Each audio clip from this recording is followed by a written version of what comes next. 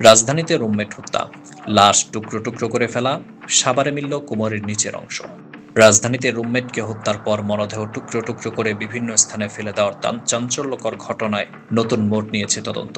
রবিবার সকালে সাভারের আমিনবাজার এলাকার সালেপুর ব্রিজের নিচ থেকে নরসিংদীর শিবপুর উপজেলার বাসিন্দা ওবায়দুল্লাহর মরদেহের কোমরের নিচের খণ্ডিত অংশ উদ্ধার করেছে পুলিশ। এর আগে রাজধানীর বিভিন্ন এলাকা থেকে তার কাটা হাত পা উদ্ধার করা হয়।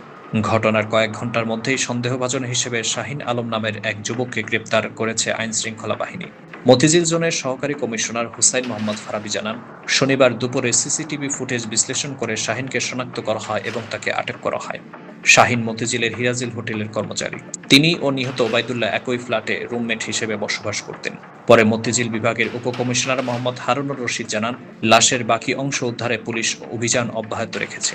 পুলিশ জানায়, শুক্রবার রাতে আনন্দ কমিউনিটি সেন্টারের সামনে একটি কাটা পা উদ্ধার করা হয়। শনিবার সকালে বাইতুল মোকাররমের সামনে থেকে দুটি হাত এবং পরে কমলাপুর রেলওয়ে স্টেশন এলাকা থেকে আরেকটি পা উদ্ধার করা হয়। উদ্ধার হওয়া হাতের আঙুলের ছাপ যাচাই করে পুলিশ নিশ্চিত হয় খণ্ডিত অংশগুলো ওবায়দুল্লাহর।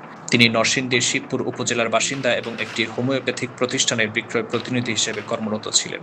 তদন্ত সংশ্লিষ্ট এক কর্মকর্তা জানান, স্কাউট ভবনের সামনে স্থাপিত সিসিটিভি ফুটেজে দেখা যায়, এক ব্যক্তি সাইকেলে এসে কালো পলিথিনে মোড়ানো কিছু ফেলে দ্রুত চলে যায়। ভিডিও বিশ্লেষণ করে সেই ব্যক্তিকে শাহিন হিসেবে শনাক্ত করা হয়। প্রাথমিক জিজ্ঞাসাবাদে শাহিন আলম স্বীকার করেন, ব্যক্তিগত ক্ষোভের জেরে তিনি শুক্রবার রাতে ওবায়দুল্লাহকে শ্বাসরোধে হত্যা করেন। পরে মরদেহ টুকরো টুকরো করে বিভিন্ন স্থানে ফেলে দেন। নিহত ব্যক্তি তার ও তার পরিবারের বিরুদ্ধে কটূক্তি করতেন বলেও দাবি করেছেন তিনি। পুলিশ ঘটনাস্থল থেকে লাশ টুকরো করতে ব্যবহৃত একটি চাপাতি জব্দ করেছে।